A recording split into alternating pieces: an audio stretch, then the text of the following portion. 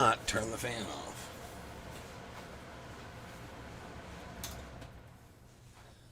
That will help. And get rid of all that noise in the room. Alright, that's better. And people might start popping up.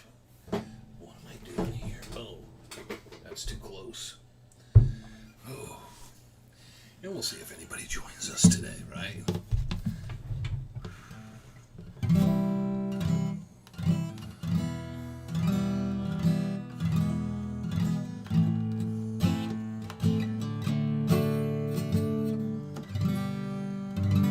Oh, I see Trevor arriving. And I can't see what anybody's saying yet because it's behind the stupid speaker. I have to move that. Because I see people talking. I see Glenn, he's at the top. He says howdy. And the next three people I can't read yet. The next person is Frog. Hey, hi Wayne. Hello. There's always something, right? I got a thumbs up. And then I got another hello Wayne from someone whose name is behind the speaker. I'm going to put this down. Trevor should be wandering in here. Maybe. Let's see if he guesses us. If he even says hello. Does he even say hello when he gets home? I'm going to say I doubt it. So. Let's see. I hear him. Attaway girl. Howdy. Howdy. And sounds great. I hope so. Move this even closer. So I can't see. Well, no, you can see the very bit of the mic. I try to get the mic in there because I think it looks kind of cool. But, oh, Dexter is happy. People are home. I see North Central Washington State. There's somebody there. From there, we have, yesterday was a barn burner. It was 115. Today it says it's 108 and it feels like 112. So it's mild. They keep saying the temperature's going down and every day. All I see is it feels like 110 today. It feels like 112 today. Yeah, so it is just not really kicking down. It's rough. It's been a rough.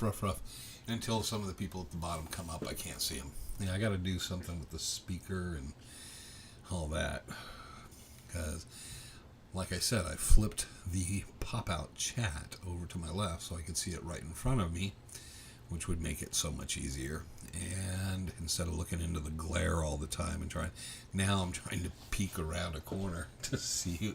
I can see sometimes what someone says, but I can't see who it is. So it's Happy Friday. I see Happy Friday.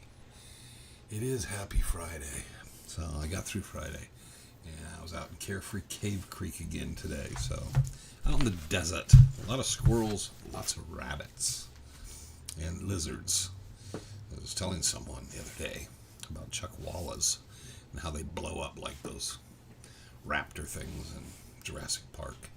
And they come out and they scare the crap out of me because they go and they hiss, and then you look down and go, oh, it's just that lizard. They get pretty big, man. There's a lot of those up there. Mid-80s. Well, we beat you, okay?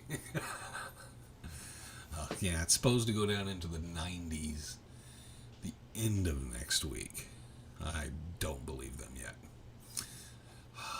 Yeah, we'll be here mid-October saying, yeah, it's 110 out. So it's just been miserable. It's not too hot, it's just hot. Too hot's when it's over 115, and it just, the nights are okay right now, but it still would be nice for the temperature to drop. So it's just it's wearing, because if you had the cooler morning, it would be a bit of a relief, but we're not really getting the mid-low 70s yet. We're still around in the 80s, so it never feels like it's really cooled off, unless you're in the air conditioning in a truck. Hey, Joshua. And people are still giving me updates, and somebody retracted something on myself and the damn lizard.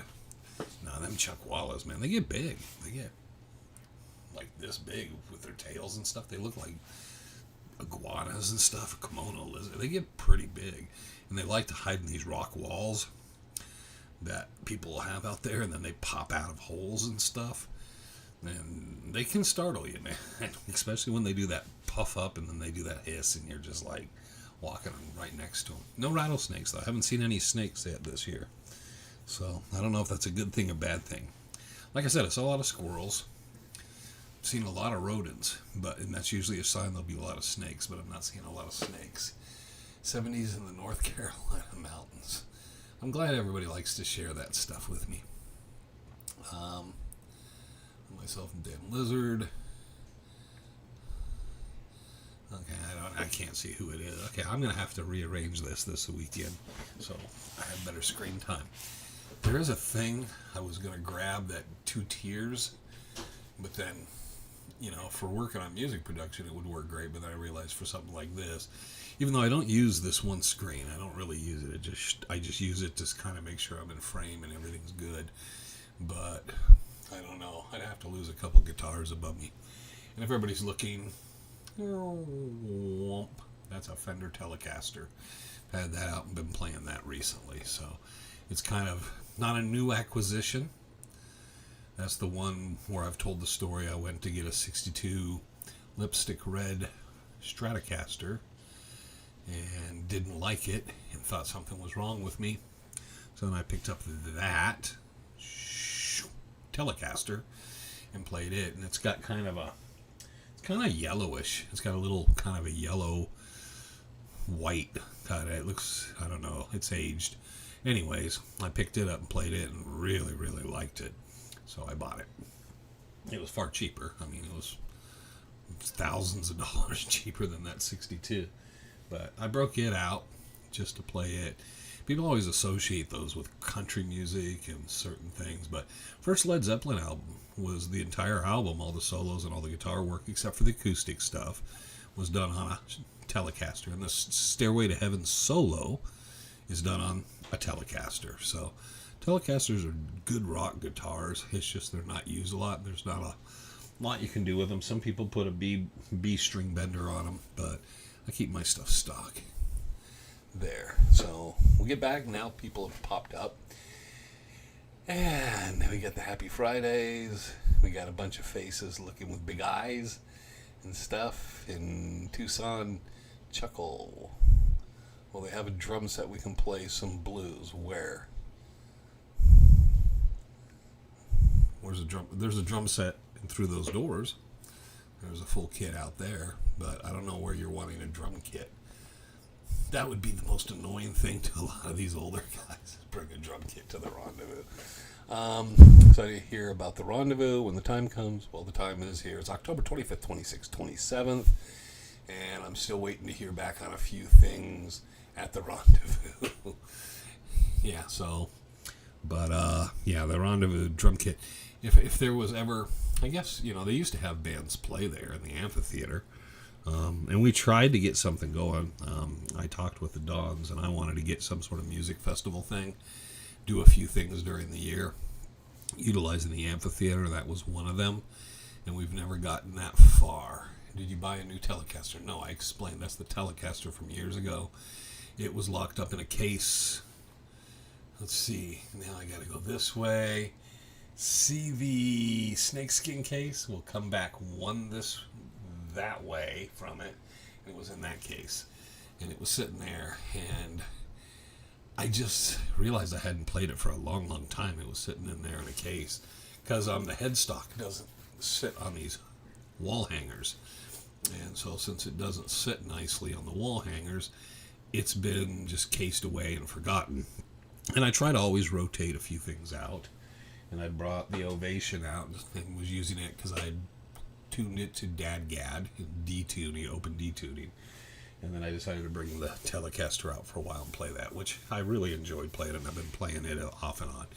It's a good guitar. So it's not a new Telecaster, it's an old Telecaster, and I think it's, well, I guess I could go look at it. No. Oh. what does it say? It says 60 years, so it's a 2011. So this is a 2011 Telecaster. So I'll see, it's, what was that, 12, 13 years old? Okay, now I got this hanging around too. Guitars everywhere. Excuse me.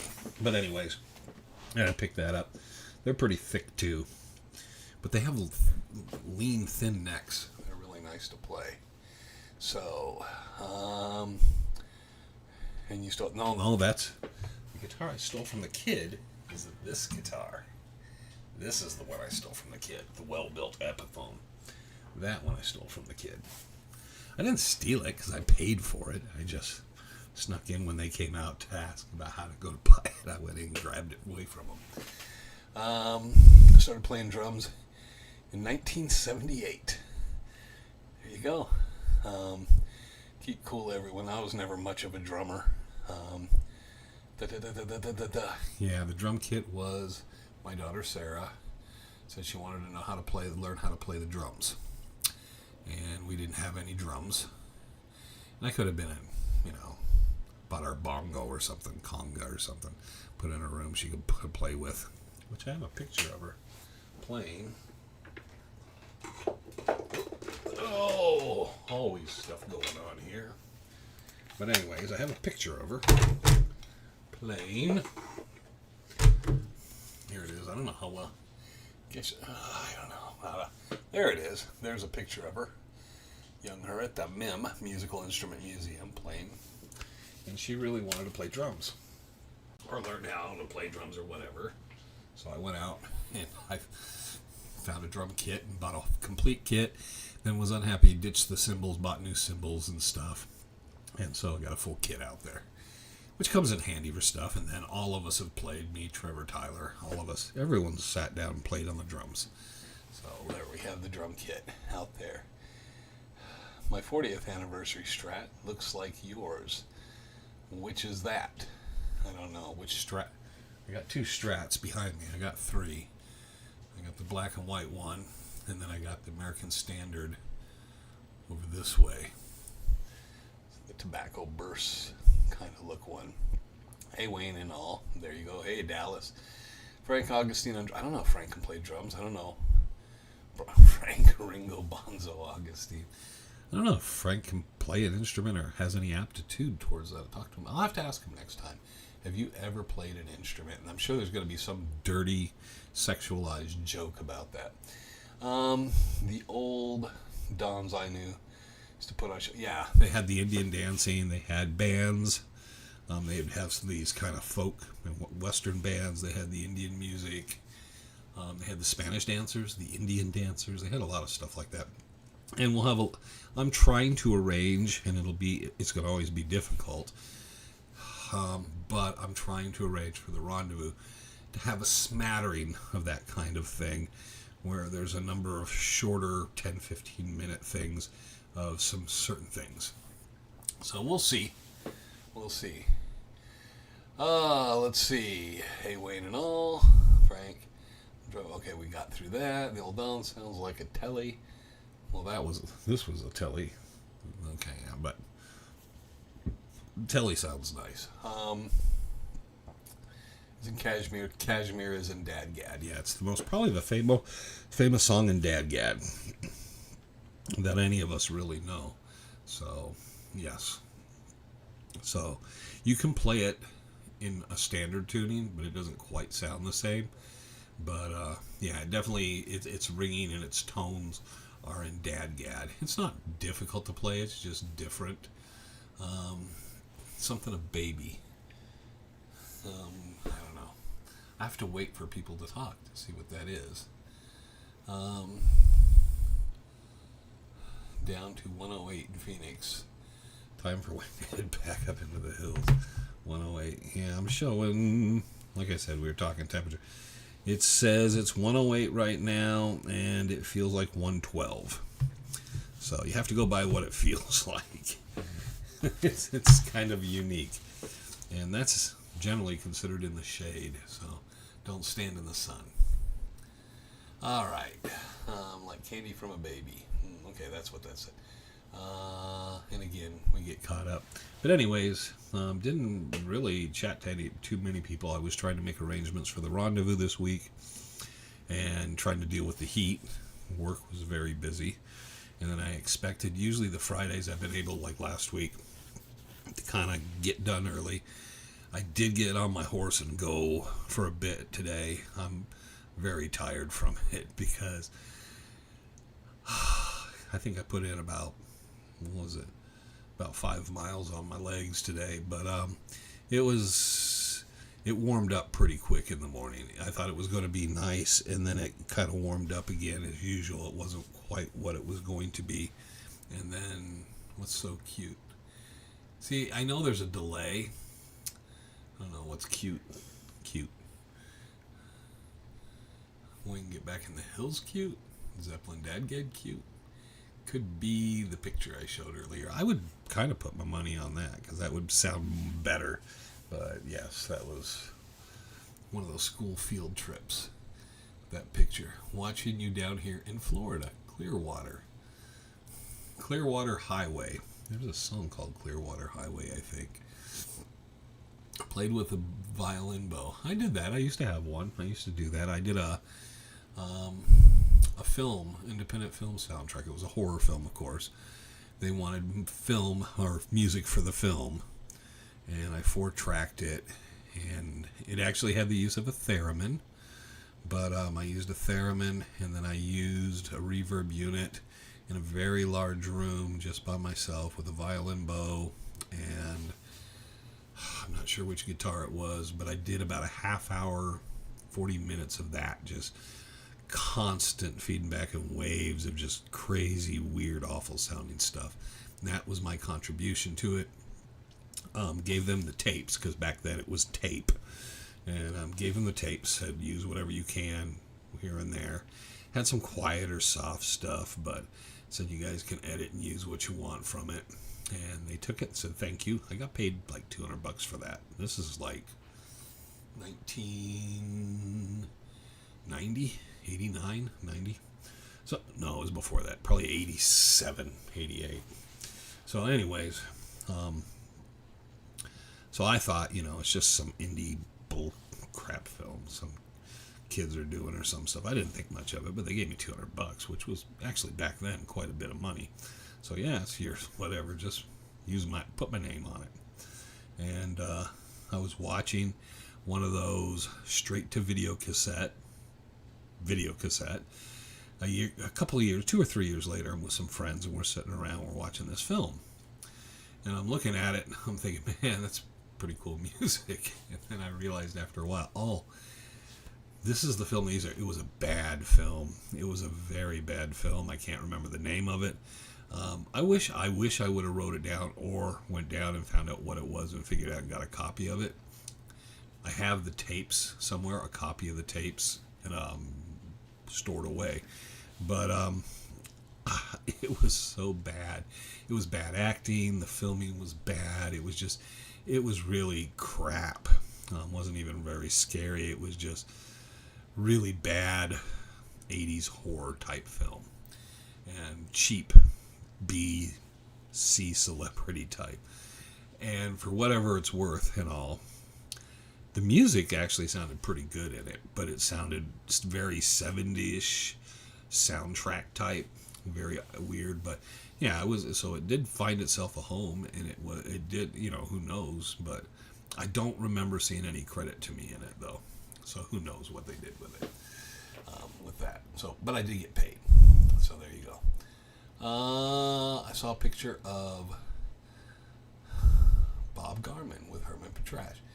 Did he hunt for the Dutchman's mine with him? No, that was when Herman picked of Sarah. That's what I thought. See, I was able to figure that out. And Sarah knows she's cute. She knows that. She's back in NAU in Flagstaff, too. Garman became friends with Herman Petrash. His uncle and his family had come from Germany, and he had become friends. He hung out with the Mullen, Hart and Jesse Mullins, who hung around Herman. And Bob became good friends with Herman. And they would, not all of them, but Bob Garman and some of his friends would go out and talk with Herman, and Herman would ask them to go look in certain areas or look at certain places, go explore certain areas, and they would do that. When Herman died, if you read Bob Garman's book, that's what they were doing when he died. They left, went out in the mountains. It talks the whole trip, what happened on that trip. When they came back, they'd found out he'd passed away. And Garman says, that was the end of my Dutch hunting. I figured I could look for silver mines and stuff in Hewitt, in those areas. I could, Rogers Canyon, I could work in those areas and be more successful, since I didn't have Herman anymore to chase after the Dutchman. So yes, they were friends. I think he was one of the few people that became friends with Herman and didn't try to take advantage of him. Andy Sinbad was pretty good friends with him too. Andy was from Germany and spoke German, so that was their thing. There you go. Where did the wild camels come from that they caught and tried to the Silver King? Well, they brought those over because they thought camels would do well in the desert here because they did well in the Sahara. So I'm sure they brought them from the Middle East and they shipped them into California, Arizona, New Mexico. And then for a while they just released them because they realized they weren't the animals they thought. They weren't going to work out, which is what, I think that's pretty much what happened with the burro population. And at one time, the wild horse population, now we have the Salt River horses, and there's a few groups by the reservations still, but at one time there was a lot of wild horses in Arizona, and it was problematic because people would hit them all the time and in the roadways and stuff. Ventura Highway, alligator lizards. Okay, we jumped there. But yes, the camels were a military idea for transportation and stuff. And then they found they're not good animals, not easy to work with. And then they didn't, what do you do with camels then? They just let them go. Same thing they did with burros, mules, donkey. They would just let stuff go. Horses, and things got wild. I don't think there's any wild camels really anymore. There are still the wild burros and that, and there's still some wild horses. The Salt River, and there's a few areas, but they're not like they were when I was a kid. When I was a kid, there was a lot of that stuff.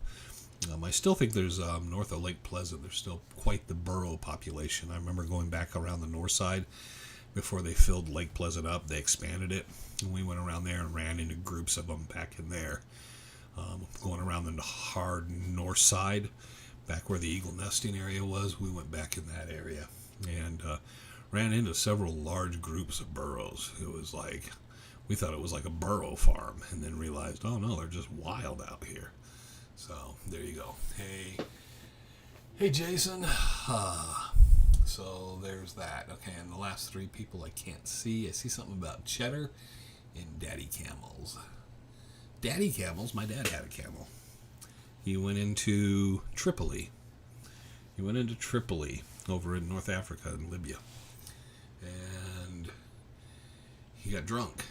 And he needed to get back to the base, which is, I'm trying to remember the name of the base.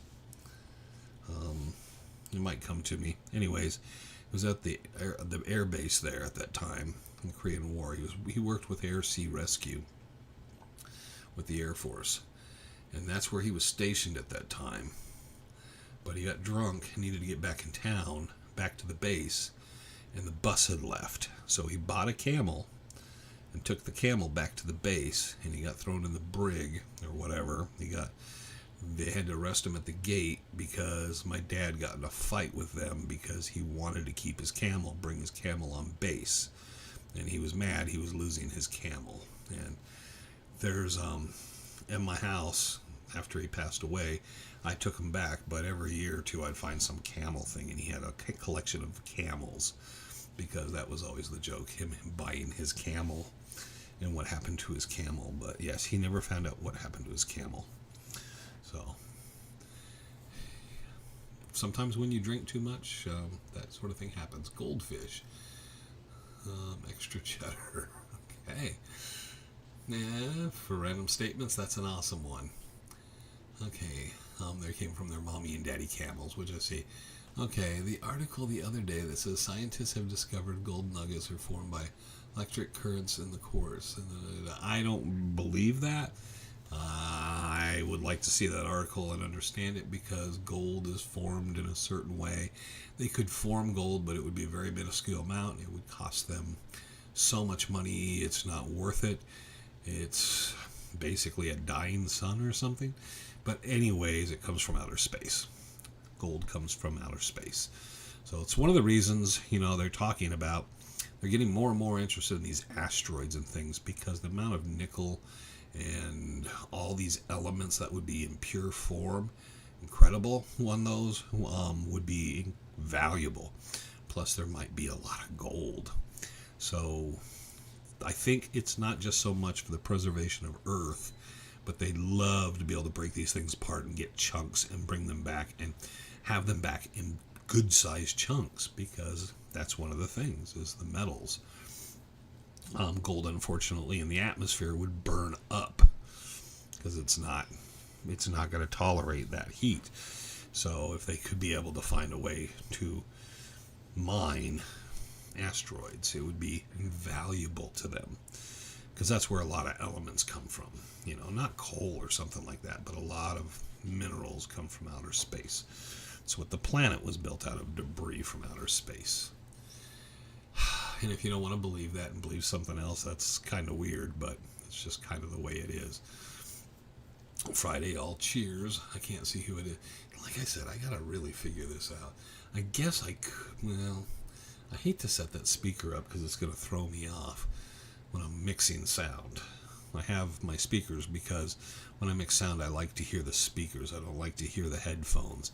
Because most, I guess a lot of people use earbuds anymore, but I like to hear it in the room, and what I'm hearing in the room, necessarily more than the headphones. I'll mix and get what I think sounds really good on the speakers, and then I'll listen to it on the headphones and see if there's anything that really drives me nuts. But most of the time, I just like listening to it and letting it in the room and see how it sounds. My dad smoked Camels. There we go. Josh's dad smoked Camels. No dogs visiting today. A little different, huh?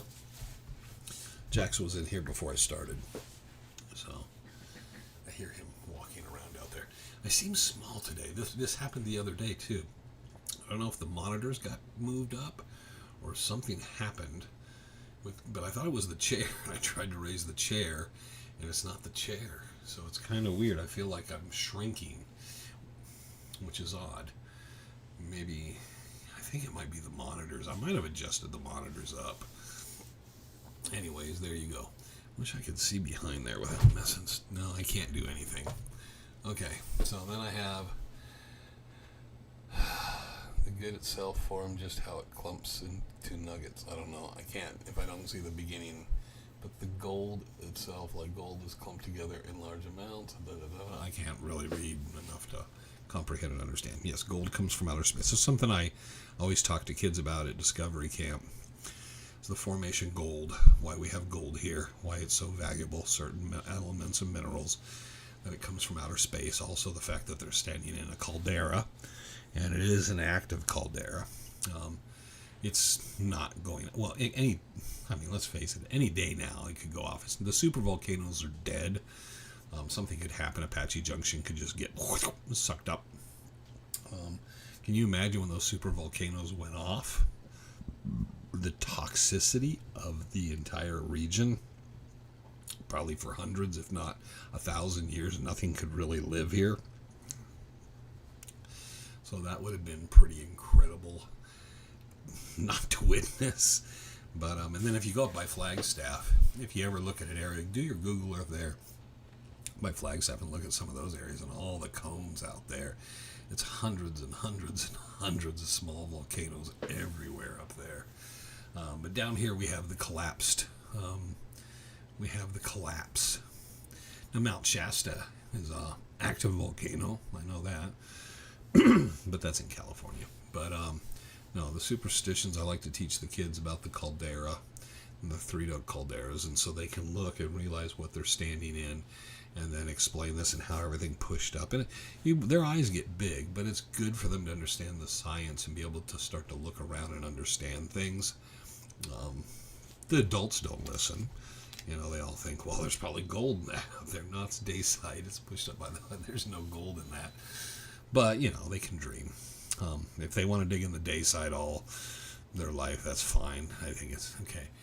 Not how the gold itself is formed, just how it clumps into nuggets. Okay. I had no clue. Gold was from space? Gold can be liquefied and then trapped in quartz and collected and hardened. Okay. And gold also could vaporize pretty much because it's such a soft element. Yeah, so most people, science is very cool. I'm a big fan of science and that sort of thing, and I always like it. But I always sit there and think, kids, when I was a kid in school, that's where I learned a lot of this, and then I became more refamiliarized with it. But I always am shocked that you live in a country where copper and silver and gold and mineralization, it's a wonderful state for mineralization in the mountains and all the things in that people don't understand. It's kind of like the LIDAR situation. LIDAR, if you live back east, is a very cool thing because of that you have trees and bushes and things layer. So with the grasses and things that die each year, you have layers building up. So there could be something 5 feet underneath the ground. You could dig up and find a rifle. In Arizona, because of the hard packed clay and stuff, very little gets very deep. So you can find surface finds. So we have areas where people would go out, definitely arrowheads from thousands of years ago, 1,500 years ago, and after a good hard rain, you can see the arrowheads everywhere on the ground because it's just a different thing. So when people talk about LIDAR, I always try to point out, LIDAR's funny. I don't know what it would do for you in the desert because unless they brought in huge truckloads of sand and buried stuff, it's not buried. It's generally somewhat visible. We don't have the sands like in the Sahara Desert that come through and cover things. Snaketown but Snaketown was several thousand years ago, and that was also back when it was very marshy and the rivers were flowing down there in the reservation, and when there was a lot of water and stuff, so you got to consider with the floods and everything else, it probably got covered over a bit being in that general vicinity. But as a rule, the desert, you find a lot of stuff poking out of the ground, especially after rains and stuff. So LIDAR is not a handy tool out here. Thermal imaging can be, looking for caves and open space, looking at it. And I always tell people, if you're going into an area and you want to see the difference, and you can take temperature readings everywhere, if you can get them, and you have to make sure you're getting, you got to have something very directional and know how far it's reaching. But you can look at things like on a FLIR and look at it during the day, but then look at it at night and see where you're seeing the heating and cooling, and where there's possibly, like Taz is just saying, Bowman is saying, yes, the vents. There's a lot of volcanic vents in the Superstitions. A lot of that. A lot of places it bubbled up, it hardened. You can see, that's one of the coolest things about the Superstitions when you're out there. And once you start to realize what to look for in the dayside, you can see where things were pushing up through it when it stopped and it cooled. And it's a very, very cool thing. Oh, someone retracted something. They were saying something and they decided it shouldn't be said. You got to feel the music. I don't know where that went. Good luck. Did you ever have any luck in finding the paintings? No, we're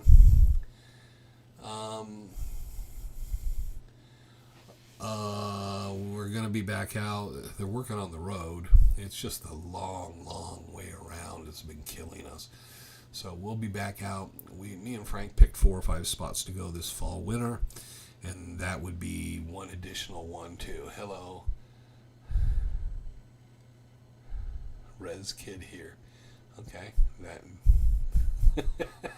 See, I had to retract. Okay, walk it backwards. Yeah, the old Res joke out here is, you know Big Gay? I know Big Gay. Where does Big Gay live? Odor there. Everybody odor there.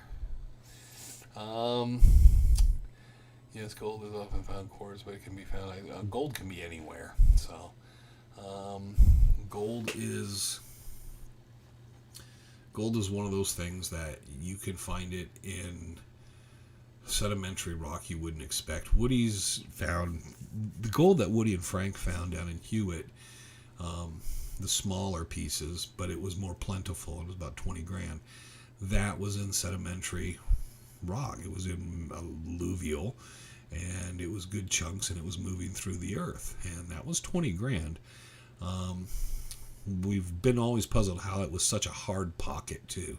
It was such a good pocket. I think they pulled out in one day. They had one day they did about 20, no, not 20 grand. They did, what did Woody say? How many ounces? I can't remember. But they had one day where they did it phenomenally well. And that's what hooks a lot of guys, and then they'll just keep pumping money and trying to figure it out. But, yeah, they found that there. And the other one is coming from a waterfall, and it's working its way down. And it works itself through the boulders and the cracks and the sand and stuff, which is very different, but it's loose and it's still nuggets and stuff. Then you have the stuff in the veins, and it can be in quartz, granite. Frank is set on granite. Frank's always set on granite and quartz matrices, and trying to think of hematite and that type of thing. But gold can be found in odd places, in odd matrices. So FLIR, we did the FLIR. We had the FLIR with us when we filmed, and we used it the one time, and because of the whole couldn't explain and nobody knew what the hell went on, which I'll explain in a second, they never really brought it out again. They just put it back in the box, and then they wouldn't bring it out. And I kept bugging them. I said, we should use that FLIR and look over through the area, because that was really interesting. And what happened was, we're in camp. Dalil had the, $5,000 FLIR, was just playing around with it, which pissed them off. It was supposed to be used on camera, and he was just over there messing around with it. And he was looking at everything and looking at the heat and the release of the heat and the rocks and stuff, and, just kind of by himself. And then he started, and then they filmed him with it, thinking, okay, it's kind of cool. He's like sentry. He's the guard for the night. And then he caught that figure walking across the ridge that was blue and green. And we all looked over and saw it. And we looked up, and then they had to stop filming, because we all got curious as who's up there, because there's something wrong here, because we could see the orange-red, the heat signatures coming off all the rocks and everything. And we could see all the coolness around that person, whatever it was. And the area of the rocks and everything else was hotter, but the hottest thing we should have been seeing is the person. And the person was cold. And everybody was accounted for, and we were looking up there, and we did some flashlights and stuff, and we did not know. But there was someone that was cooler than anything else in the surrounding area that was actually, you could, and if you go back and watch the show, you can see it's a human figure walking across the ridge. And I think Frank or Woody tried to play it off, and I was like, no, that was very interesting. One of those most interesting, when you always go the ghost hunting, paranormal stuff, or whatever, bull hockey, that there was really interesting. I was like, there's something to hang your hat on and really look at. And they refused to. They wanted nothing to do with it, because they had their precious schedule to adhere to. And then I guess we're lucky it popped in the show briefly. And then the next time I saw the FLIR was down at the production office. It just sat in the case the rest of the time. The whole time sat there. I would take it out and go when we were in town and take it out by the golf course and look at the coyotes and rabbits out there. But other than that, it never came into play ever again. They were so worried about the cost, about Dalil or someone breaking it, I think. But it was such a waste, because I really wanted to take it and record where we were in the mountains, looking at heat signatures and cold signatures. And they told me I could, and then they never let. After bringing it out the one time and that happening, they put it away, ran it back to a truck, and that was the end of it. We never saw it again, which really sucked. There's a lot of stupid things like that. Have you ever heard the story, the Pima won't go? I don't know, I've run into Pima out there. I don't know. We'll have to take a Pima out there. I can prove this point. My father's specimens from Alaska. It's hard rock, not in quartz. Yes, well, and I agreed with you on that. Yeah. Start looking for iron or copper before. Well, there's plenty of iron. Iron's easy to find out there. Copper, shit, Superstition Mountains. You might not find silver. You might not find gold. You might not even find iron, but you'll find copper. There's all through the area. Copper is very plentiful in Arizona, especially that specked copper through the rocks and stuff. You can find a lot of copper. Copper's pretty easy to find. And in fact, usually almost every gold specimen I've found of good rock that it's matrixed into the rock with gold and silver, it usually has copper mixed in with it too. That's why we're also probably called the Copper State. Kind of makes sense, doesn't it? Funny how that works. So we're tooling along here, and maybe the LDM is that rock and there's no quartz seen. Well, no, Waltz said that it was in hematite it was in quartz locked in hematite.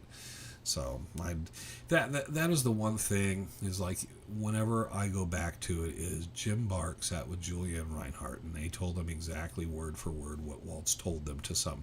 And some of that is in the Bark notes. Some of the stuff isn't that they were told. But Waltz would have no reason to lie to them, to explain to them what it was and what it was and how it was matrix and stuff. They wouldn't have known to make that stuff up. So, and Bark wasn't a miner either at the time, so Bark wouldn't have known either. So they kind of described something. And I've seen different veins, not quite the 18-inch, but I've seen veins where there's hematite and there's quartz, and it's like that. But remember, it was the popcorn gold running through the quartz and locked in the hematite. So it's a very clear, so you know what the Dutchman ore would look like in the vein in that mine. People, I'm trying to look over this, want that centerfold gold. So, but yeah, so that was that's one of the few things I put to is you can take so much what everybody else says and say, yes, I will agree with Frank, 90% of the junk out there.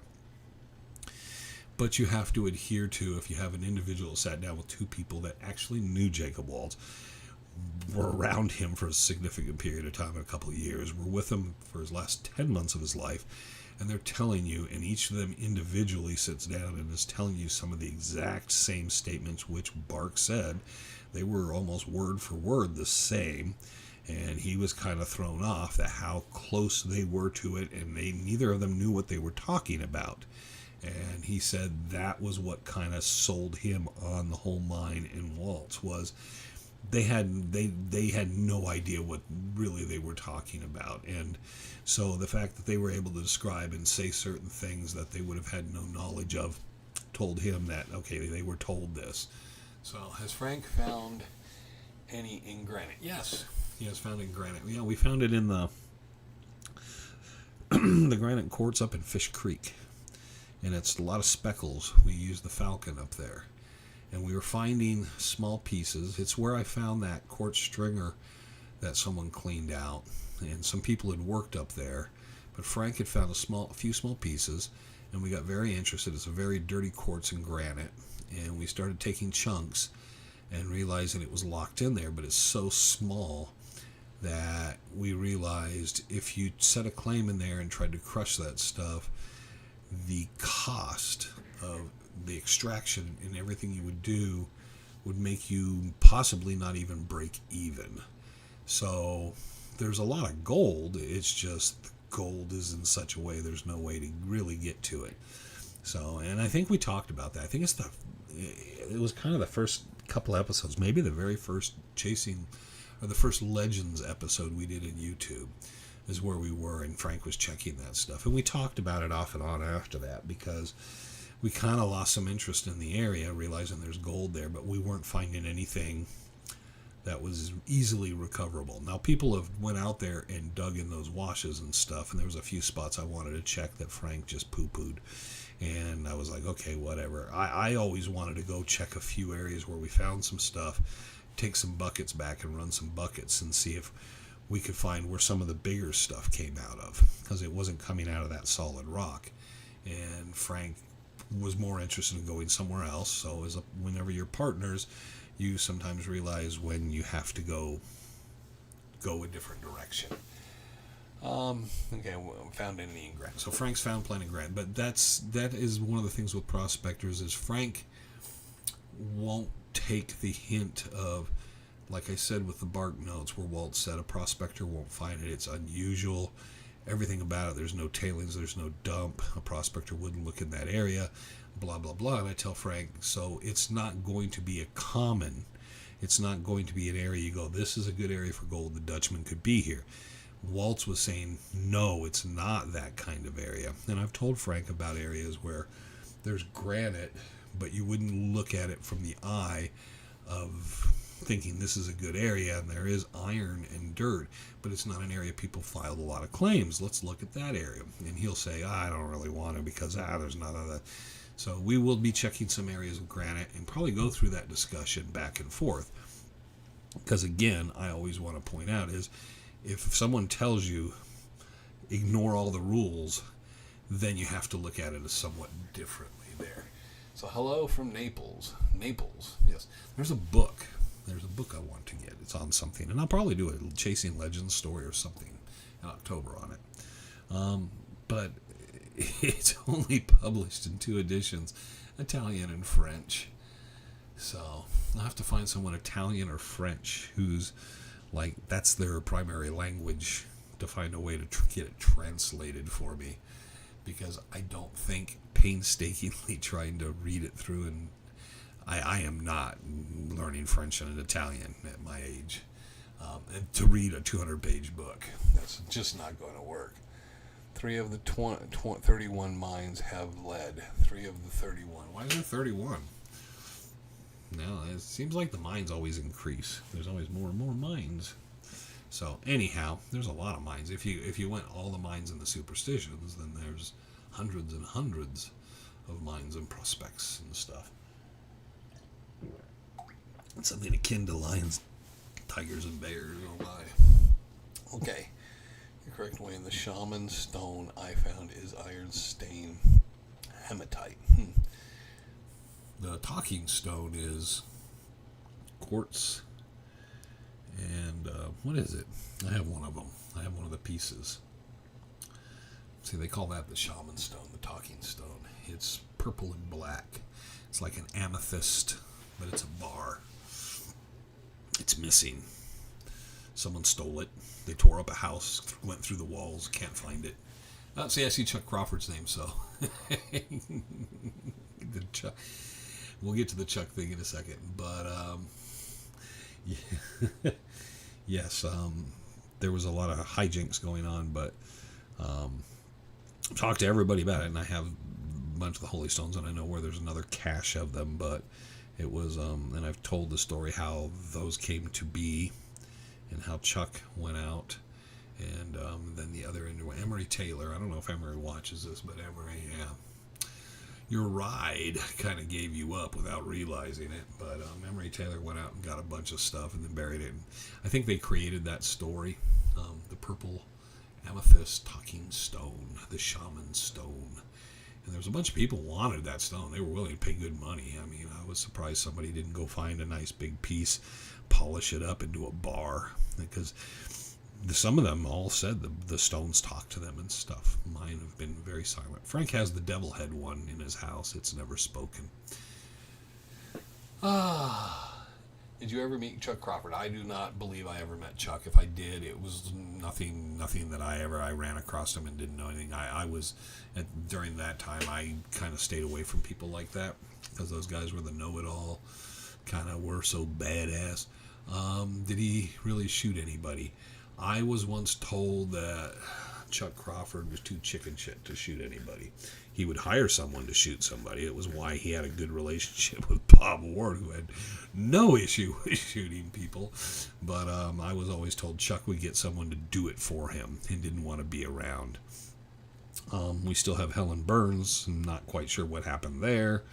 But yes, I was always told that Chuck was full of a lot of bluster and full of himself. And boom, and that was kind of Chuck's kind of modus operandi, and there. So, but I never met Chuck Crawford, never met Bob Ward. All those guys were around when I was out there, and I probably went by them. I could have passed them in the Lost Dutchman store. I don't remember passing them or being around them in the mountains. I've talked to how I avoided the area of Peters Mesa when Crazy Jake and a lot of people were up in that area. And the only times I was in and around Charlie Boy or certain areas, I always had problems with people. So, which I've talked a few stories about that. So I stayed out of it. I stayed out of places where other people were, and there you go. My wife's family is Italian, and I say, well, does your wife and her family want to come over to my house and sit and read to me? What is correct? There's no dumb, no sign of a mine in the area. Yes, okay. From Naples, Italy. There you go. So when we had someone from Naples earlier. But, yes, I had an Italian aunt, and I'm pretty sure a bunch of them spoke Italian. I got a Roman Catholic priest cousin. I don't know if he speaks Italian. He did have an audience with the Pope once. Ooh. So he got called to see the Pope, but not for the wrong reasons. For something good, I guess. But I always hoped that he'd get high up in the church and into the Vatican, and I could get like, hey, dude, I know stuff about you. I know about your younger days. Get me in that library down there, the lower stuff, the secret stuff. Get me in there. No, that wasn't going to happen. We're not that close. How accurate was Mary Bagwell's interview with Herman Petrash? During that time period, there are several different interviews. If you read Treasure magazines, you will find there's a number of just very similar ones from different people that were stopping by Herman at the time. People were telling people, because they'd leave Herman something to eat or give him a few bucks and whatnot, and he'd tell them stories. So her case was she was not an interviewer, a normal person that would do interviews going looking for him. They were just told to stop by. Herman would have some stories for them, and then she wrote a story up on it and had it published. There's several other stories about the Lost Dutchman and stuff that incorporate visits to Herman. They're all pretty similar. He kind of had his thing down by that point. So that's important to understand is storytellers will have their story down. And he knew it meant, he might get a few bucks out of it and whatnot, talking to the tourists that were driving through. And they were sent there by the Martins and various people. There's an old prospector whose brother was with Jacob Waltz, and, So back in those days when you're in the car traveling through Arizona, that probably was very cool. I can go meet the guy, Lost Dutchman. But I found, and I pulled one of them. I got one of the file pulled for one of the other interviews. But they're all pretty similar. Bagwell's interview, I have one of the originals, and then I have a couple other. It's very odd because I told someone, I found there's variations in some different ones. So I'm trying to pull all these different ones from very similar time periods, but because it would be reprinted and so forth, and see why there's certain things left in and out. I don't know why. So, but yeah, so supposedly it's pretty accurate of where his head was at that time. What is the time frame of when you believe the Apaches arrived in the Apaches arrived in the area? The Apaches, well, just look at where the Comanches were when the Comanches drove them west, because the Comanches are the reason the Apaches ended up over this way. The Comanches just, as bad as the Apaches were here, the Comanches were 10 times worse. They were really, really rough. Probably around 1500. They probably coincided. You got to remember when they came over, they came through from, what was it, upper area Texas, when the Comanches just pushed them. And, they got driven out because of the Comanches, and the Comanches were the fierce ones. And you think about that, how bad were the Comanches that they made the Apaches move? But then the Apaches had off and on good, bad, indifferent relationships with just about everybody and their mom out here. So it would have been that time period, and I think I got a couple books. I'd have to refresh my memory on it, but it explains that transition of when they moved in here. And the Apaches weren't a group that kept, there would have been some oral history, but it's going to be very vague. because they just kind of, nobody wants to say, yeah, we got bullied out of there and they kicked our butts and now we had to go over here. But they came out, and remember the Apaches for a long time were up in the Mogollon Rim area and New Mexico and so forth, and more forest areas, and then they kept getting pushed down, and then they ended up down into the open deserts and stuff as they populated. And they were nomadic, so they'd move around. But there's some good books. I'll have to pull one of them out that talks a little bit about that history. And that's someone I've trying to get someone to talk about the superstitions and the indigenous groups that have been in and out and moved in and out of there. Because it's the Hohokam is the primary one. You have the Hohokam and whoever might have been in there earlier, but as far as everyone else, they might have been seasonal or moved in and out, but there was nothing, the superstitions are not the home of the Apache. Yeah, maybe the home of the Hohokam. Natives have been here for over 20,000 years. Well, they're native wherever you came from, so however long, whatever time they came across from, a lot of them. Well, and you got two different groups, but a lot of the native, most everybody you can think of offhand, from the one hand, would come from Russia, Alaska. You have the Asian continent, indigenous tribes, and that's a long, long time ago. But then you have the mysterious ones that came up from the south, which is a little more mysterious, like the Hopi, that are very different, and the Hopi are from a completely different kind of class, whatever, which could be pre-Aztec, Incans, that type of period, and who knows when they would have come. That's those things that get really interesting, because everyone has their opinion, and even the people that have doctorates have opinions on certain things, but then there's that clash between the languages, and we know where groups of people came from, and then other groups came in, and that was where some of these lost tribes of Israel stuff came up around and stuff. But yeah, the Navajo, Apache, a lot of those groups came. They were more northern and came down in here. And like I said, the Apaches went over one way, came down another way. Comanches kicked them over. And that's really funny. For as fierce as the Apaches are, as problematic as they were, they seem to be kicked around by a lot of tribes at one point or another. It's not funny, but yeah, they generally just nobody seemed to like them and push them around. Let's see. But good point. They've been around for a long time, and and you have to look at the Hohokam and the Soldados, and then you have the Anasazi, who, the Navajo say they were bad. Generally, usually say they're bad people, and they disappeared, and they don't want nothing to do with those ruins and stuff, and they were here prior to all the rest of the groups, and then they dissipated. And we don't know much about them. That's why most of these tribes, they don't know much about their real early history as much as they speculate, because they keep calling them the people. The Navajo are the Dene, that's the people. Apache are the Dene, that's the people. The Hopi are the people. And anytime you find a lot of indigenous groups, it's always, what does your name mean? The people. So they're just the people. And that's kind of, the Anasazi are like the disappearing people. Footprints found in White Sands, New Mexico. That was me. Anyway.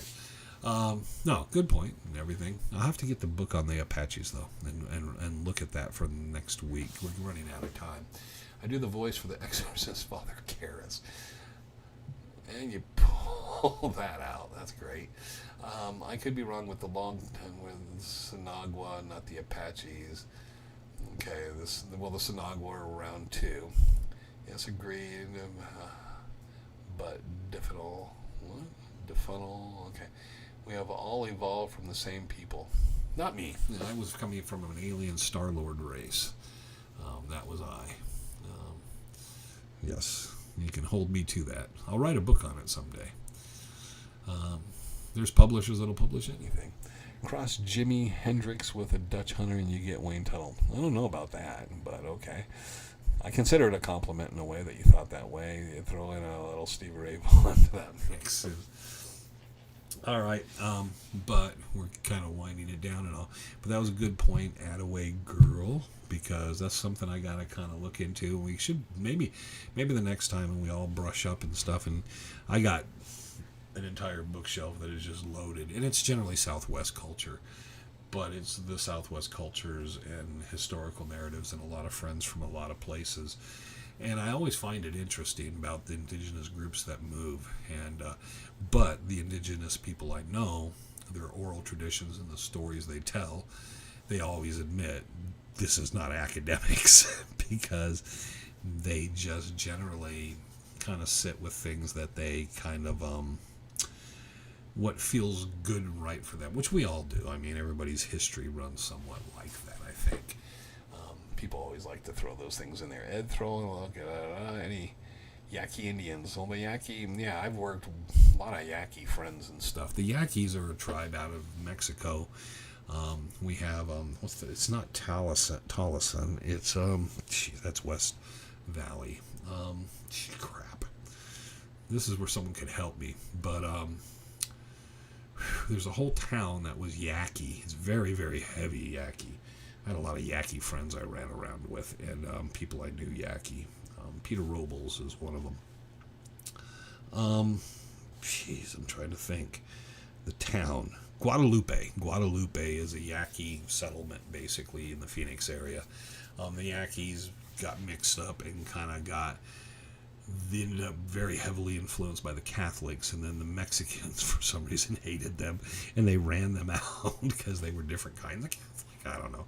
It's always interesting to listen to how those things happen. They just push people out. So Mexico pushed them out, and they were like, it's an interesting story, but I had a older Yaqui woman that worked for me, Henrietta, who was very nice. She was about 3 feet tall. She was taller than 3, maybe 4.5 feet tall. But she was very, very small, and she was a Yaqui. She came from Yaqui parents. But Yaquis are very, very nice people, very, very religious. They're not necessarily kind of how you associate with a lot of tradition, because they were definitely heavily influenced by the Spanish and Catholicism. But they're always pretty good people. And they kind of usually know their history a bit. And they were intermarried into a lot of families. Peter Robles, who I mentioned, he was related to, out by Superior, and had a ranch here. It was a big name. If I said the name, you'd know it. But we were walking through a cemetery, the downtown Loosely Cemetery, going to look at Jacob Waltz's grave and some other things. And we walked by, and Peter turns and goes, "He's like my great-great uncle or something." And we just kept walking, and I said, "Really?" It was like, damn. And then he started talking about it. And he was always kind of that sort of thing. And then I looked it up and found that individual had a Yaqui wife and Yaqui daughters and Yaqui family, intermixed Yaqui family, and Peter's family probably were descended from them. And he still has family in Superior in certain areas. So Peter was a good guy. Liked Peter. That's in Cibola. The Seven Caves tribe was Chico. And hello, Wayne. Yeah, Steve, you're at the tail end of it as I'm getting ready to get out of here because we hit the 5 o'clock hour. Check out Indian Legends.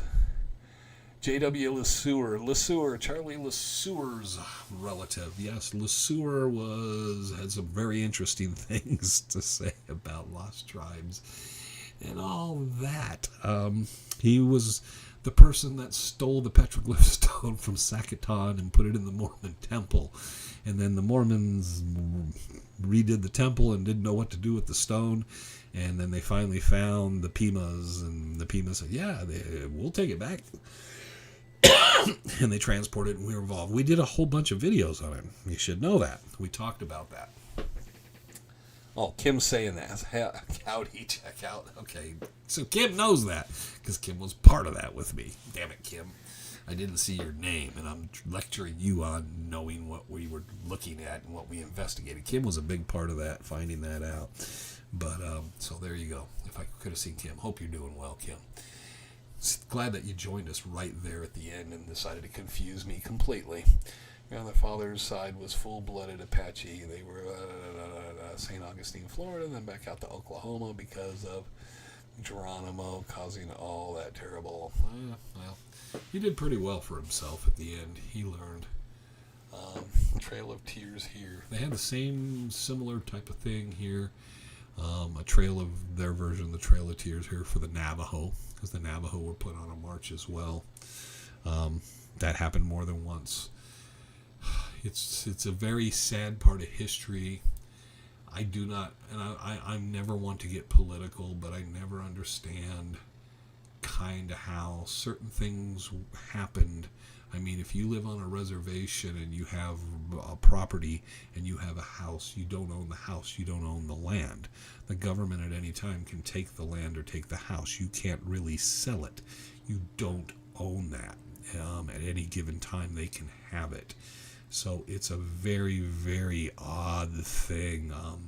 I'd always tell people to kind of read up on that sort of thing, is like what people have to deal with in those given situations, the hopelessness, because there is literally, unless they get off the res, there's just, it's a dead end. And it's very difficult. And I know a lot of people that grew up on the res and had very happy lives and had a lot of great things to say, but at the same time, there's a lot of lessons to be learned of how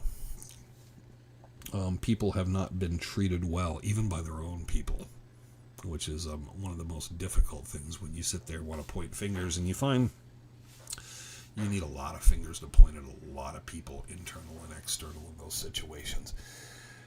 All right, I can't say who's talking, because I can't see it down there. Man, I need to fix all this. Here, I can do this. I got to start moving stuff and then slide this out to see who it is, and then it moves the camera. All right, so let's move this back, and then I can see that I've spent time on the trail to Southern Illinois. Okay, he was talking to Attaway Girl. Great, the folks getting info. Thank you. I saw those vids. That's very cool. Thanks again, Wayne. Well, thanks for, the number of people, Attaway Girl, and there's a couple other people who are popping in some really good information and keeping us in line about our history and so forth, and giving us plenty to talk about next time. Kim Johnson throwing the curveball in there. Thank you, Kim. I'll remember to kick out your knee or leg off of under you next time we go out for dinner and get you. So thank you, everybody. I'm going to get out of here because it's getting close to dinner time and a bunch of other things. And I got a grocery pickup, and just, the world never ends. And Trevor never made an appearance. He never came in here, never said hello. How's it going? Any problem? Anytime. Yeah, you watch that cane, man. You watch that. I'm going to knock that cane out of your head. I hope you're doing good, Kim. I hope the legs and everything have healed up. And I'm looking really forward to us one of these hikes where you can go out with us and you're feeling like 200% better. So that's something I'm really looking forward to. So thank you, everybody. We'll have more information, hopefully, on some of our speakers and some of the events at the Rendezvous next week. But until the next time, everybody have a great weekend. Have a great time. Catch us on Mondays on Chasing Legends. Come back and visit us again next Friday on Live. And I don't know all of what else. But, kept that, and everybody go home and do their homework, and then we'll come back and we'll fight it out. Which, it's always fun fighting it out online when I actually have the only microphone, the only camera, and you can just chat as much as you want. I don't know how to edit it, so I couldn't really do much to you guys, but, yeah, that's... Go Bears. Yeah, we'll see how they're going to go. That's a tense moment there. I'm used to the Cubs breaking my heart this summer, so I'm waiting for the Bears to do the same. There you go. Thank you, everybody. Like I said, Rebecca Donaldson. I think you were the person about the drum set. See you later. Thank you, Tucson Chuck. So Rebecca is Chuck. Tucson Chuck. Cowboys. And somebody had to be a Cowboy fan and spoil the whole thing for all of us, and then we all went and said, you know what, Robert, you could have kept that to yourself.